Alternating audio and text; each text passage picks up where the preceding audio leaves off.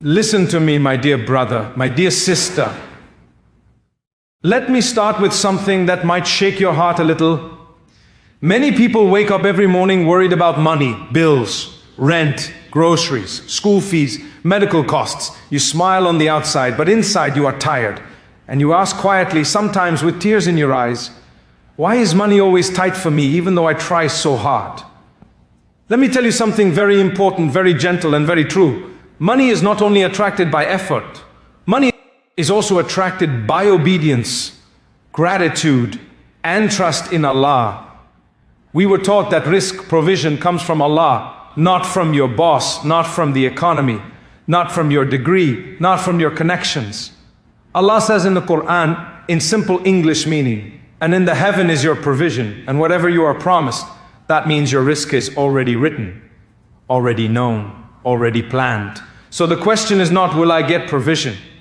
The real question is, am I living in a way that welcomes it? My beloved brothers and sisters in America, especially those juggling family, work, children, and stress, listen carefully. There are daily habits that quietly block barakah, and there are daily habits that gently invite it. We think money comes from chasing it harder. Allah teaches us money comes when we fix our hearts and actions. Let me take you back to a simple truth. Every single prophet lived with trust in Allah. None of them chased money. Money followed them in the form Allah chose. Some were given wealth, some were given enough, but all were given peace. And peace, wallahi, is the greatest wealth. Now let me speak to you like a friend, not like someone on a stage. If your mornings begin with panic, rushing, anger, and complaints, that tone stays with your entire day. The angels hear what you say. Your heart feels what you repeat. Your home absorbs what you practice. Allah tells us in the Quran, if you are grateful, I will surely give you more. Notice what Allah did not say. He did not say, if you earn more, I will give you more. He said, if you are grateful, gratitude is not a feeling only, gratitude is a habit. How do you speak when you wake up? Do you complain about what you don't have, or do you thank Allah for what you do have? Some people wake up healthy and complain about money. Some people wake up sick and would give all their money to stand again. Every morning is a test. Every morning is a door, and how you walk through that door matters. Allah also tells us in the Quran, whoever is mindful of Allah, He will make a way out for them and provide for them from where they do not expect. From where they do not expect. Not the job you planned, not the deal you calculated, not the person you trusted, from a door you never even knocked on. But taqwa, being mindful of Allah, is not something you wear on Fridays only. It is something you practice daily. How you earn, how you spend, how you speak, how you treat people when nobody is watching. Let me pause here and speak directly to my sisters. Many of you are carrying heavy emotional loads. You worry about children, homes, marriages, futures. Sometimes you feel unseen. Sometimes you feel unappreciated. Sometimes you feel like you give and nothing comes back. So Allah sees you. Allah knows your silent tears. And Allah promises that nothing done for His sake is ever lost. For my brothers, many of you feel pressure to provide. You feel like your worth is tied to your paycheck. When money is tight, your heart feels tight. But listen carefully. Your value is not your income. Your value is your iman, your character, your effort, and your sincerity. Money is a tool. It is not a measure of honor.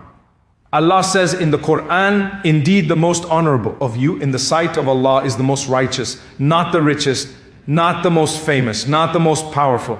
Now, why am I telling you all this before talking about habits? Because if the heart is not corrected first, habits will not last. People try money routines without fixing their relationship with Allah. They chase techniques but ignore obedience. They plan finances but forget dua. And then they say, I tried everything. No, my dear friend, you tried everything except full trust. There is a reason why some people earn little but live comfortably, and others earn a lot but are always stressed. Barakah. Barakah is when Allah puts more good into less. Barakah is when money lasts. Barakah is when bills are paid without panic. Barakah is when sleep comes easily. And barakah is attracted by daily actions. Small actions, simple actions, consistent actions. The Prophet's way was never complicated. It was steady, it was sincere, it was daily. The problem today is not lack of opportunity. The problem is loss of spiritual routine. We scroll more than we remember Allah. We worry more than we make dua. We complain more than we thank. And then we wonder why our hearts feel empty and our finances feel heavy.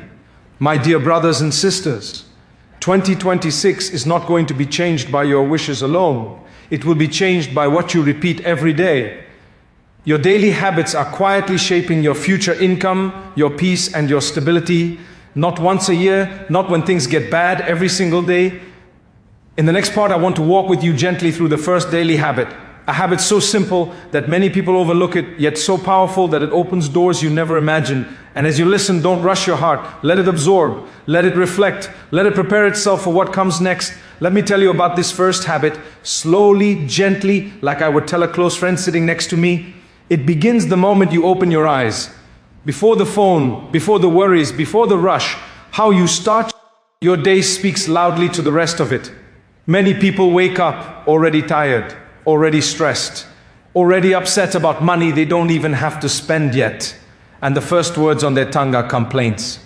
This again, another hard day. Why is my life like this? My dear brother, my dear sister, words are not light things.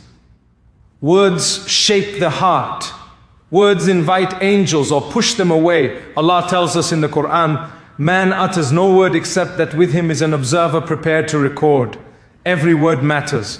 The first daily habit that attracts provision is beginning your day by remembering Allah with gratitude, even when life feels heavy.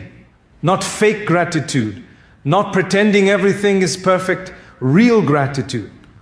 You sit up, you breathe, you say Alhamdulillah, not rushed, not careless. You say it knowing you're allowed to wake up again. How many people slept last night and never opened their eyes?